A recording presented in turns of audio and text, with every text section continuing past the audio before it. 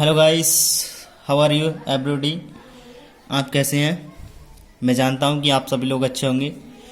दोस्तों, दिसंबर का महीना है, ठंड ज़्यादा पड़ रही है। आप अपना ख्याल रखें और आप बहुत ही अच्छे तरीके से और बहुत ही मन से आप पढ़ाई करते जाइएगा, क्योंकि आप पढ़ाई नहीं करोगे तो आगे नहीं बढ़ोगे और आप पढ़ाई करोगे तो आगे बढ़ोगे। दोस्तों, मेरा आपसे यही निवेदन है, कहना यही है कि आपको आप स्टूडेंट हैं तो आपको पढ़ना बहुत ही ज़रूरी है। इतना ज़रूरी जितना कि भूखे व्यक्ति को खाना ज़रूरी है, प्यासे को पानी ज़रूरी है। इसी तरह से आपको नंबर पाने के लिए पढ़ना बहुत ज़रूरी है। तो चलिए दोस्तों, हम बात करने वाले हैं आज की क्लास में आपसे, यानी कि प्रेजेंट इंडेफिनिट के इंटेरोगेटिव के बारे में। तो चलिए दोस्तों, आज हम आपसे बात करते हैं इंटेरोगेटिव सेंटेंस के इंटेरोगेटिव रूल के बारे में। तो वो रूल क्या दिया हुआ है? सबसे पहले आता है फॉर्मूला दिया हुआ है कि question word is, are, am, object, verb की थर्ड फॉर्म प्लस बाय और प्लस सब्जेक्ट। क्लियर? आप चाहो तो स्क्रीनशॉट लेकर के लिख सकते हो या पॉज करके वीडियो को लिख सकते हैं। क्यों लिख सकते हैं आप? वो इसलिए क्योंकि आपको पता होगा, और आप यदि भूल भी जाते हैं तो आप अपनी कॉपी में लिख लेंगे तो आप कभी भी उस कॉपी का पेज खोल करके देख सकते हैं। इससे आपकी याददाश्त बनी रहेगी। क्लियर? तो चलिए बात करते हैं फर्स्ट एग्जाम्पल के बारे में। तो फर्स्ट एग्जाम्पल हमने लिख रखा है, लिखा इसलिए है, वैसे तो हमने इसमें 6 वाक्य आपको लिखे हैं सिखाने के लिए।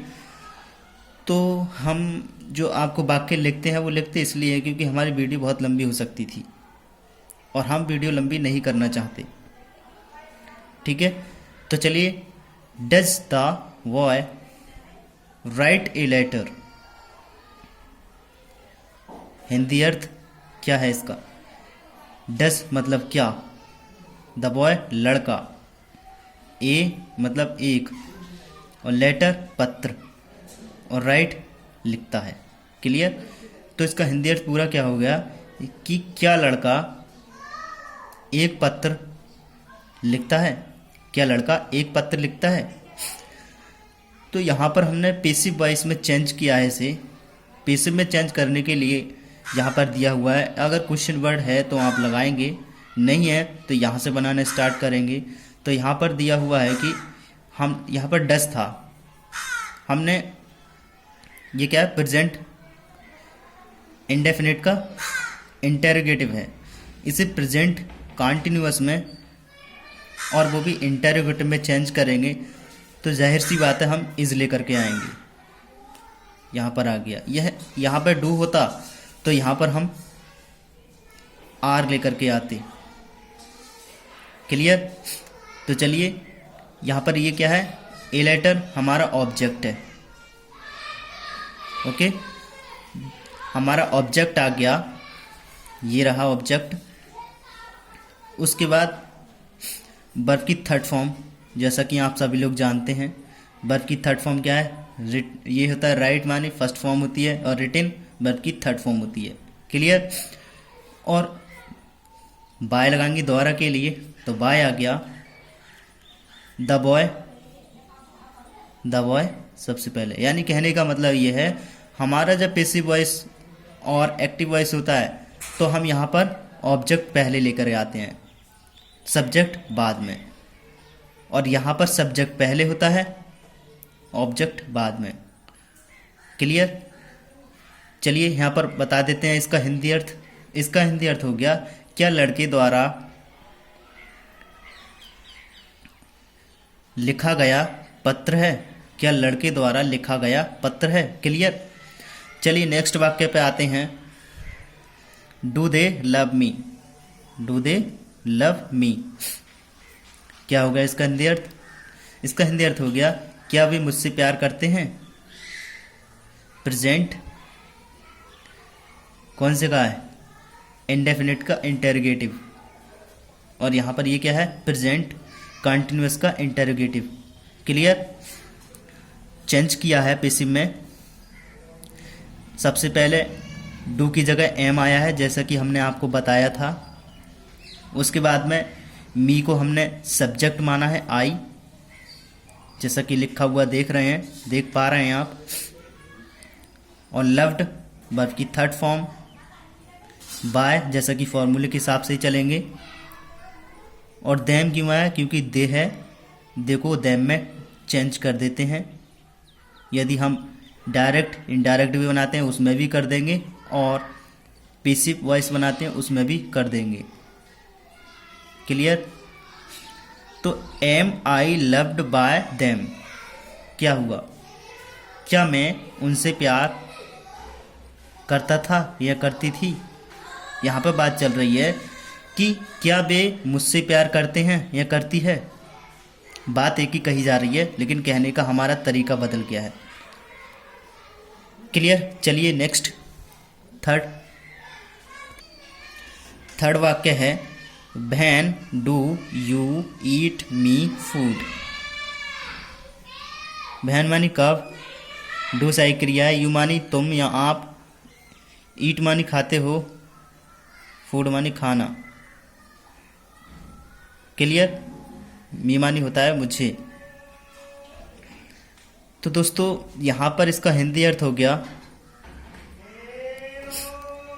तुम खाना कब खाते हो। क्लियर। तो यहाँ पर क्या है, ये क्वेश्चन वर्ड है, जैसा कि आपने फॉर्मूले में भी देखा था, ऊपर देखा था क्वेश्चन वर्ड पहले है तो लिखेंगे। तो क्वेश्चन वर्ड भी आया है तो लिख देंगे यहाँ पर क्वेश्चन वर्ड। डू हटाएंगे, इज लेकर के आएंगे। क्लियर। वैसे तो इज नहीं आर आना चाहिए, क्योंकि डू यू है, तो हम आर भी लिख सकते हैं। ये देखिए आर मैंने लिख दिया है। बहन आर या बहन is the food, the food, इस दोस्तों ये द है, ईट द,